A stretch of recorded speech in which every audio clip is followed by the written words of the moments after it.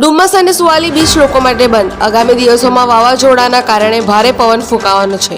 Police કમિશનરને જાહેરનામું બહાર પાડ્યું છે.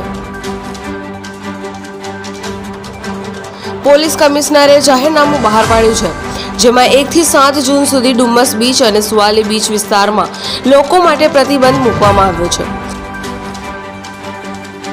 તે ઉપરાંત દરિયામાં માછીમારોને નહીં જવા માટે કહેવામાં આવ્યું છે. છેલ્લા 2-3 દિવસથી જે વાવાઝોડાનો આસાર આપણને મળ્યો છે અને હવામાન ખાતા તરફથી જે આગાહી છે કે માછીમારો જે છે દરિયો ખેડવા ના જાય, અને આ સિવાય સહેલાણીઓ ડુમસ કે સુવાલી જેવા સુરત સિટીને સંલગ્ન જે દરિયા કિનારા છે કે જેમાં પોતાના આનંદ પ્રમોદ માટે પરિવારજનો સાથે જતા હોય છે, તો એ ના જાય એના માટે આપણે પોલીસ કમિશનરશ્રીએ જાહેરનામું બહાર પાડી અને તારીખ 1 થી 7 સુધીમાં દરિયા કિનારે ના જવાની સૂચના આપવામાં આવી છે.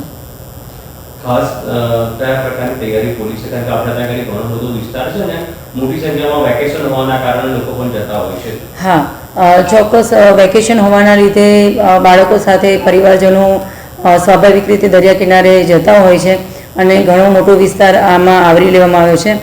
પોલીસ અને પોલીસ સાથે સંકળાયેલા જે પણ હોમગાર્ડ્સ છે એ બધાને ત્યાં તૈનાત કરવામાં આવ્યા છે.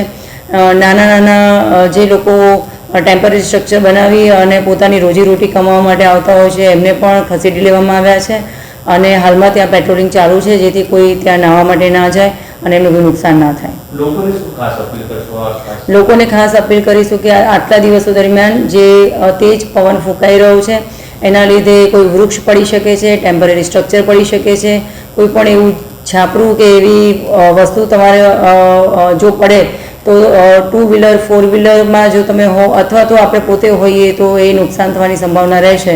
તો દરિયા કિનારાથી દૂર રહેવા માટેની અપીલ કરીએ છીએ. પ્રશાંત પટેલ, AB48 ન્યૂઝ, બારડોલી.